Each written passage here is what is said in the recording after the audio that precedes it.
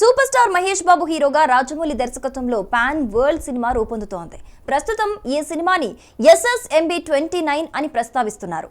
ఈ సినిమా ప్రస్తుతం షూటింగ్ జరుపుకుంటోంది. హైదరాబాద్లోని అల్యూమినియం ఫ్యాక్టరీలో ఏర్పాటు చేసిన ప్రత్యేకమైన సెట్లో ఒక షెడ్యూల్ షూట్ చేశారు. తర్వాత షెడ్యూల్ ఒరిస్సా రాష్ట్రంలోని కోరాపుట్ జిల్లాలో ప్లాన్ చేశారు. ఇప్పటికే టీం అంతా అక్కడికి చేరుకుంది. తాజాగా అక్కడ జరుగుతున్న ఒక సీన్ వీడియో కూడా లీక్ అయి వైరల్ అయింది.